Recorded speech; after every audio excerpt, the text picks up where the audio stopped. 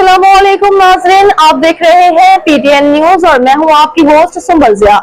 शामिल करते हैं आज की अहम खबरें। अमेरिका ने एटमी तजुर्बात शुरू किए तो जवाब दिया जाएगा रूस। मॉस्को। रूस के सदारती दफ्तर क्रेमलिन ने अमेरिकी सदर डोनाल्ड ट्रंप के जौहरी हथियारों के तजुर्बात दोबारा शुरू करने के ऐलान पर मुहतात रद्द-ए-अमल जाहिर करते हुए कहा है कि अगर अमेरिका ने जौहरी पाबंदी तोड़ी तो रूस भी उसी के मुताबिक इकदाम करेगा।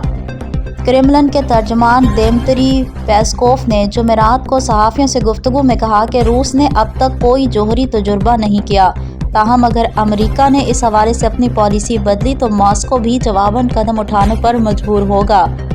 उन्होंने कहा कि सदर ट्रंप के इस बयान से कबल रूस को वाशिंगटन की जानिब से किसी नई हिकमत अमली या मौक़िफ़ के इत्तला नहीं मिली।